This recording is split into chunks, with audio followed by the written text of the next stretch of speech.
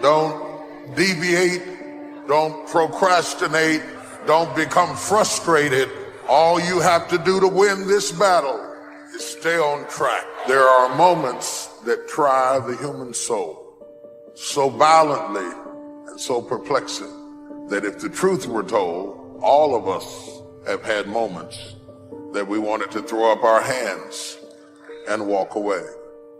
Everything you're going through is preparing you for what you ask God for. You just got to quit tripping while you're in the process, because the process is necessary. You may not see it now, but when he gets you on the other side of it, you're going to see exactly why it went that way. And you're going to be okay with it.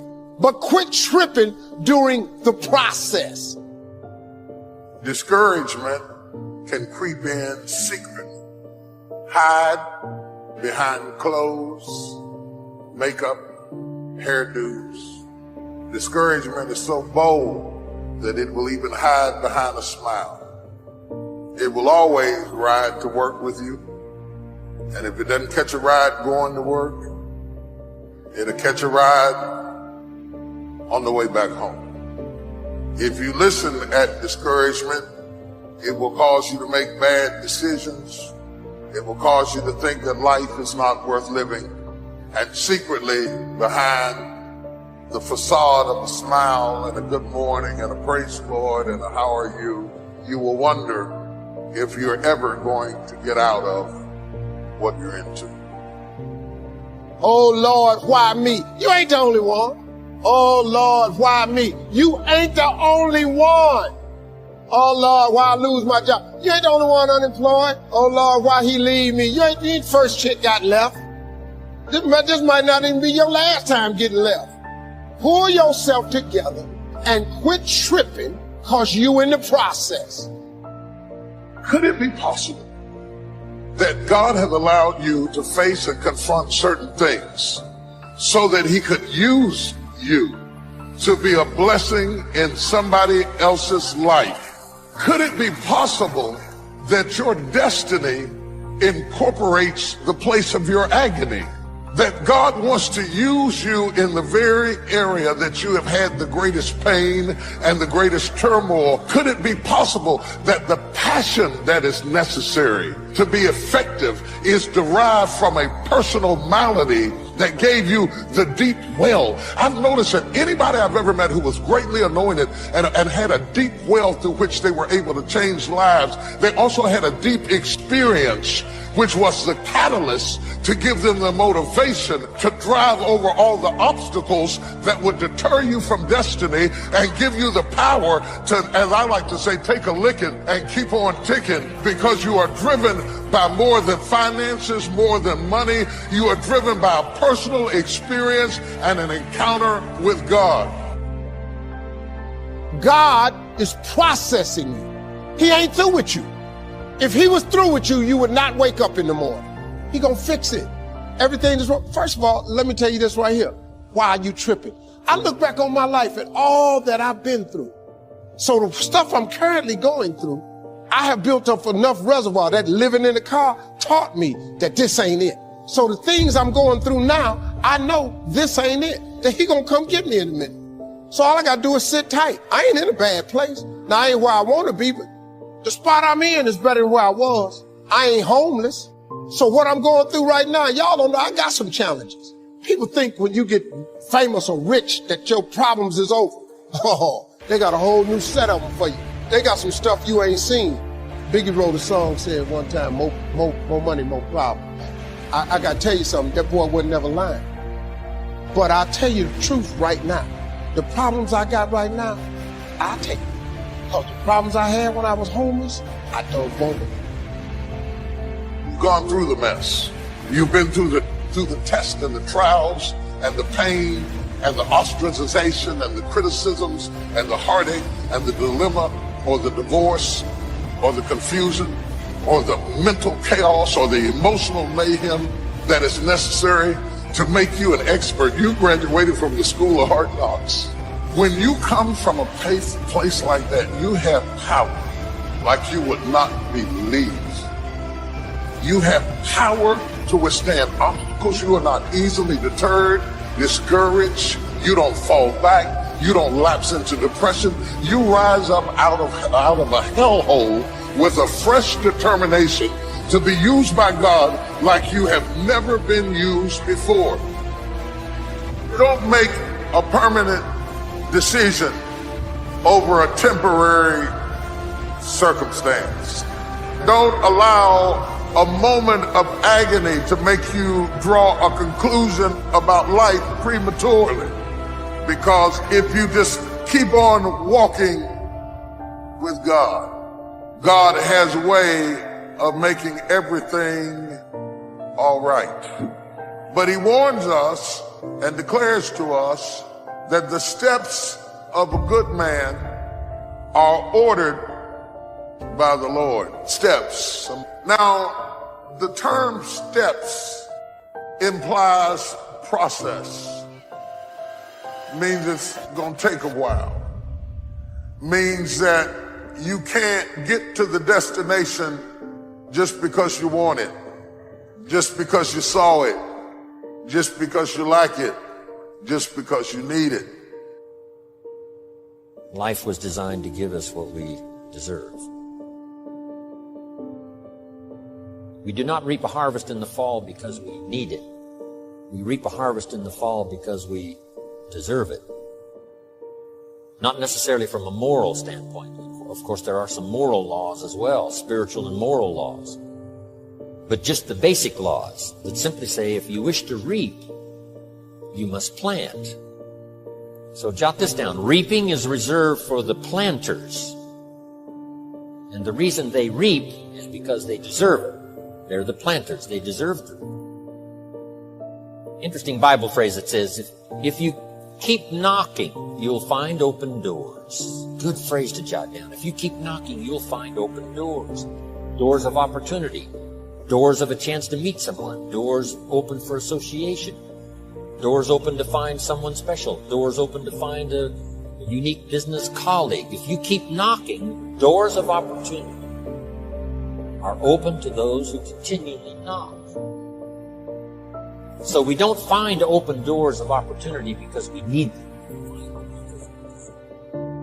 Only those who knock deserve to find a door. The promise is, if you continually knock, find doors. It says, if you search, you will find.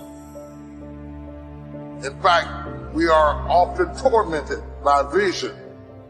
We are tormented by vision. It's a painful thing to be a visionary, because the visionary sees what shall be and wakes up to deal with what is. Sometimes the visionary cries out on the inside and says, God, don't even show me what shall be. Because every time I shout and dance over what you showed me, I go home to a harsh and painful, bleak, dark reality. And the fact that I am torn between what shall be and what is creates agony in my life. The Bible said hope deferred makes the heart sick. Oh, now I'm not happy doing what I used to be happy doing because I'm tormented by what shall be. I want to hasten my process so that I can get to an expected end. But that cannot be done. Because a blessing given too soon is not a blessing at all. I can give my son the car keys now, tell him to go to the store. And had I given it to him when he was 5, it would not have been a blessing at all. Same car, same son, given too soon. He can't handle it. The car can handle it. The road can handle it. I can give it to him, but he can't handle it. So would I be a good father if I gave him a good thing too soon? Sometimes my goodness is proven by my ability to say not yet. If we get what is ours too soon, we cannot handle it. I remember Mother Teresa saying something that really grabbed me. She said, just when I thought I had a handle on life, the handle broke. that the same thing that should make us praise the Father will drive us away from the Father if we get it too soon. My prayer has always been, Lord, don't give me more than I can handle. You know when to bless me. You know how to bless me. You know when I'm ready to be blessed. Teach me patience with the process. Go through the process. God has ordered steps. It helps me to understand that I am not wandering aimlessly, that I'm not just moving on my own, that there is a course for me to take, and that I can't graduate till I take it, that there is a path for me to trod, that God isn't making this thing up as he goes. I pray to abort the process. I pray to speed it up. I pray to get out of things that he wanted me to stay into. I pray that I wouldn't have to endure some things that he wanted me to endure. I was working on the destination, but he was working on me.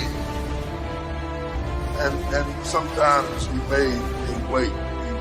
He made me slow down and said, no, you skipped that step. Go back. Because all of these are tools that I'm using to work on you. I'm not preparing the blessing for you. I'm preparing you for the blessing. The blessing is already prepared. Oh my God. The blessing is already prepared. Eyes have not seen, ears have not heard, neither have entered into the heart of man the things that God have prepared for them that love it. Did you know your blessing is already ready? That it's already in place, that God isn't fixing it up right now. It's already done. That the work doesn't have to be applied to where you're going. The work has to be applied to you so that when you get where you're going, you can handle what you gotta handle. And so, God, help me preach the steps, the steps, the steps. Touch 3 people and say, the steps, the steps, the steps. It is my sickness that makes my healing. It is my poverty that illuminates my prosperity, makes me appreciate where I am right now. You don't notice good health till you've been sick. You don't even notice it. You don't even understand the words that are coming out of my mouth until you have been sick. You will never thank God for feeling good until you felt bad. You'll never thank God for your back, for your neck, for your head, for your kidneys, for your liver until it's been challenged. But after a while, you start thanking God for crazy stuff. Thank you, because I can see this morning. Praise him on the steps. Don't wait till you get to the stage.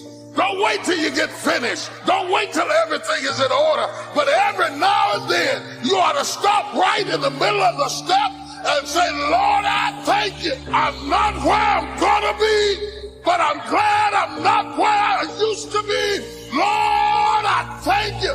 Is there anybody in here that's praising God on the steps? I'm not there yet. I'm not finished yet. I haven't arrived yet. But when you see me praising God, I'm praising him on the steps. Somebody praise him on the steps. The journey about life.